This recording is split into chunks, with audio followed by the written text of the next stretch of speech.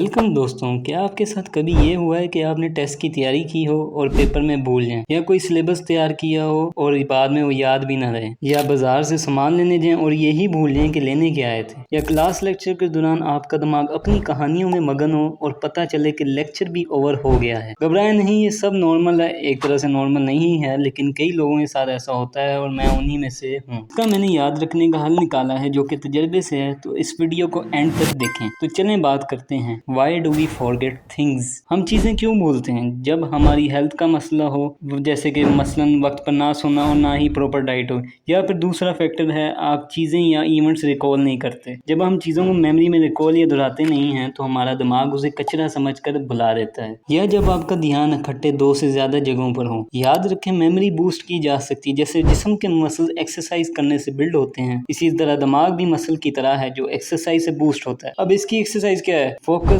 encoding, retrieval, take breaks, recall in memory so that you may remember things। इसके अलावा भी हैं, मगर पहले इनकी बात करते हैं। याद रखें, जब हम इवेंट्स या टॉपिक्स या कोई भी चीज़ दोहराते नहीं तो फौरन भूलती है। मेमोराइज करने का फर्स्ट स्टेप है फोकस करना। आप अपनी मुकम्मल अटेंशन दें। अब आप कहेंगे मैं स्टडी करते वक्त इजीली डिस्ट्रैक्ट होता हूँ। इसकी वजह है कि आपके दिमाग को इस काम की आदत नहीं है, तो अपने दिमाग को आदत डालें ज़बरदस्ती पढ़ने की या कोई भी काम हो। इस दौरान आपने ये नहीं सोचना कि मैं तो बस इतना काम कर पा रहा हूँ या इतना सा याद कर पा रहा हूँ आज, बल्कि ये देखना है कि आप कितनी देर बैठ पाए हैं, ताकि आप ये सोच कर डिसअपॉइंट ना हो कि मैंने तो ज़्यादा काम ही नहीं कर सका। हमारा मोटिव इस टाइम अपनी अटेंशन बढ़ाना है। सेकंड स्टेप है एनकोडिंग। इसे समझ लीजिए याद रखने के तरीके या टेक्निक्स। सबसे पहले आपको चाहिए बात को समझें कि बात हो क्या रही है। कॉन्सेप्ट लें, फिर किसी चीज़ से रिलेट करें जो आपको पहले ही पता हो। मसलन कोई पर्सनैलिटी है जिसको आपको पता है और उस स्टोरी में भी उसी बंदे का वही नाम है, तो उससे रिलेट करके उसे याद रखें। नंबर 3, रैमिंग, यानी टोन बनाकर याद करें। किसी टोन में पढ़ें और इससे याद करें। इसका एक नुकसान है कि जब आप टोन से याद करते हैं तो आपको वापस रिकॉल करने में भी टोन से ही रिकॉल करना पड़ता है। यानी जब आप टोन में पढ़ेंगे उसी टोन में जिससे आपने याद किया, तभी आप इसको रिकॉल कर पाएंगे। नंबर 4, मेकिंग शॉर्ट फॉर्म और निमोनिक्स। ये मुश्किल लफ्ज़ याद करने के लिए हैं।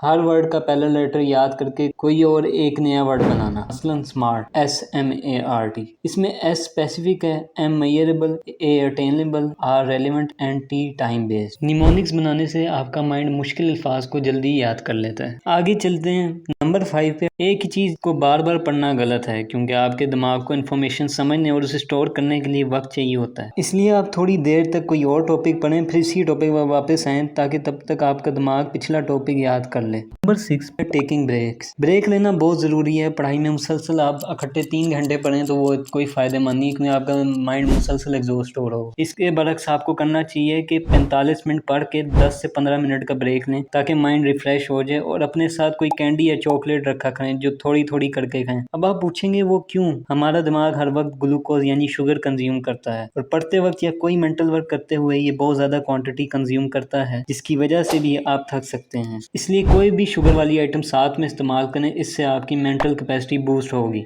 Number 7, visual memorisation techniques. अगर आप उन लोगों में से हैं जिनका जुबानी काम नहीं चलता, तो शायद आप विजुअल लर्नर हैं, यानी इमेजिनेटिव हैं। मतलब आपको तस्वीरों के जरिए याद करने में आसानी होती है। तस्वीरों के जरिए मेमोराइज करने के लिए भी कई तरीके हैं, जैसे स्टोरी टेलिंग। स्टोरी की तरह याद करें और सिनेरियोज माइंड में बनाएं, या कोई वाक़या अपने किसी करीबी पर सोच के बनाएं।